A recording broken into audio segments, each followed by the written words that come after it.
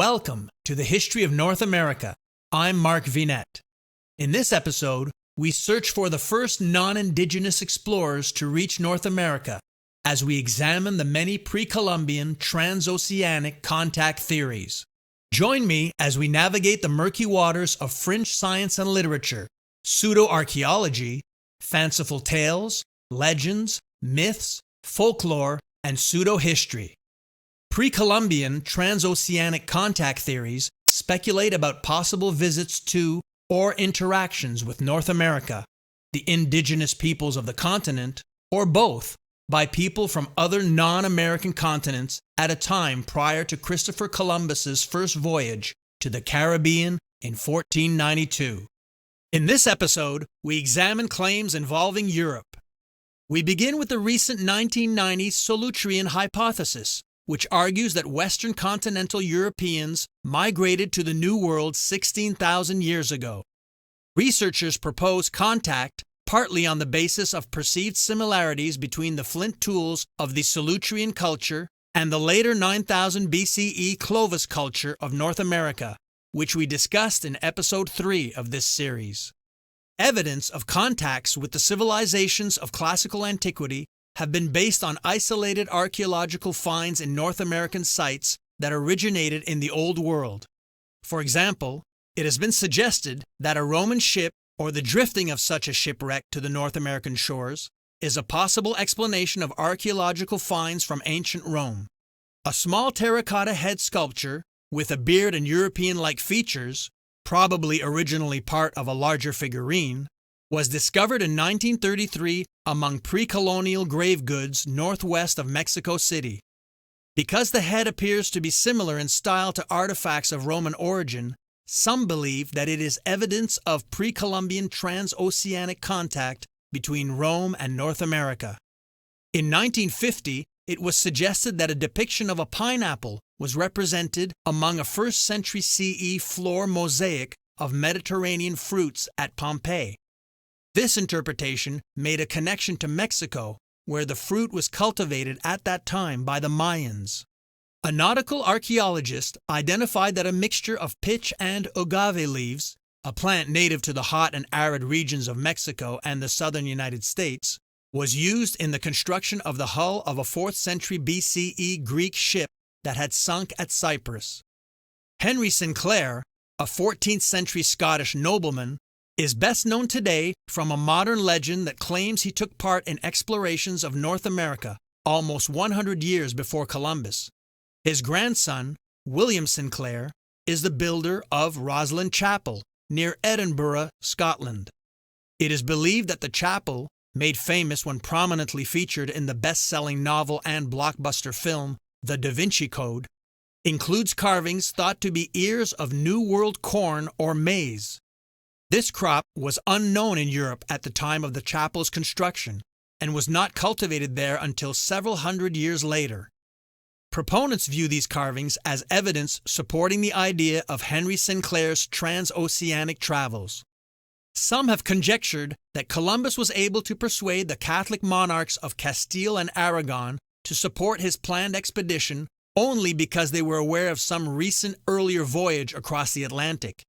It is further suggested that Columbus himself visited Canada before 1492, because according to a contemporary historian, in 1477 he had sailed 100 leagues past an island thought to be modern Greenland.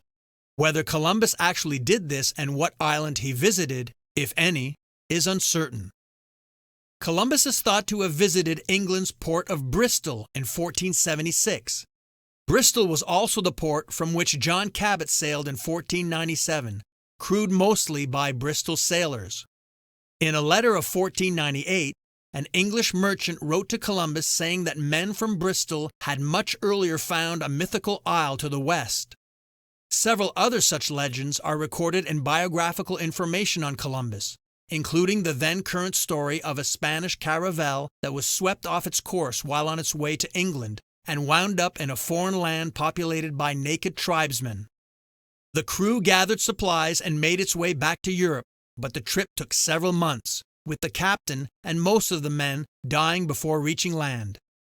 The caravel's ship pilot and a few others made it to Portugal, but all were very ill.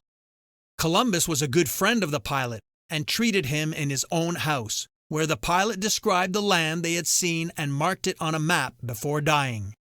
People in Columbus's time knew this story in several versions, though many regarded it as a myth. In 1925, an author claimed that a joint Danish-Portuguese expedition in 1473 and again in 1476 explored a place called New Land of the Codfish, speculated to have been Newfoundland or Labrador. The historical record shows that Basque fishermen were present in Newfoundland and Labrador from at least 1517 onward. The Basques' fishing expeditions led to significant trade and cultural exchanges with Native Americans. A theory suggests that Basque sailors first arrived in North America prior to Columbus's voyages to the New World, with some sources suggesting the late 14th century as a tentative date. The sailors, however, kept the destination a secret in order to avoid competition over the fishing resources of the North American coasts. The legend of the Irish monk Saint Brendan involves a fantastical journey into the Atlantic Ocean in search of paradise in the 6th century CE. In 1977, the voyage was successfully recreated by a British explorer using a replica of an ancient Irish boat with a wooden frame over which animal skins are stretched. Prince Madoc from Wales explored North America as early as 1170. This legend evolved out of a medieval tradition about a Welsh hero's sea voyage.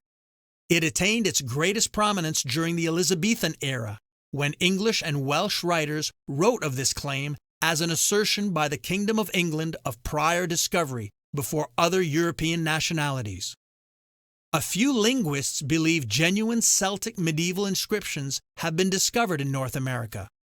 An epigrapher claims that early Irish writings have been found carved into stones in Virginia. During the period of Spanish colonization of Mexico, several indigenous myths and works of art led a number of Spanish chroniclers to suggest that Christian preachers may have visited Mesoamerica well before the Age of Discovery. Conquistadors were intrigued by the presence of cross symbols in Mayan hieroglyphs, which suggested that other Christians may have arrived in ancient Mexico before the Spanish. Dominican friars linked the legend of a pre-Columbian Mesoamerican god to the biblical accounts of Christian apostles and described the deity as being fair-skinned, tall, and bearded, therefore suggesting an Old World origin. They also credited him with bringing agriculture to Mexico. Proposed identities for the god include Saint Brendan or Jesus Christ. According to pre-Columbian myth, the god departed Mexico in ancient times by traveling east across the ocean, promising he would return. Theories suggest that he may have been a Christian preacher from the Old World who lived among indigenous peoples of ancient Mexico and eventually attempted to return home by sailing eastwards. One particular early colonial historian speculated that this myth might have originated from a visit to North America by Thomas the Apostle in the 1st century CE. Later on, a Spanish priest argued that a venerated cloak enshrined within the Basilica of Mexico City was instead brought to the region much earlier by Thomas, who used it as an instrument for evangelization. At present, only one historical case of pre-Columbian contact is widely accepted among the scientific and scholarly mainstream. Maritime explorations by Norse peoples from Scandinavia during the late 10th century led to the colonization of L'Anse aux Meadows in Newfoundland, Canada, which preceded Columbus's voyage to the New World by some 500 years. Next time, we shall learn about these Norse adventurers, who we today call the Vikings. Please consider supporting our History of North America series in the following ways. Join our growing community on Patreon. We offer lots of membership benefits, including books and artworks. As you know, I have written many historical nonfiction and fiction books, including exciting international historical mystery and suspense thrillers.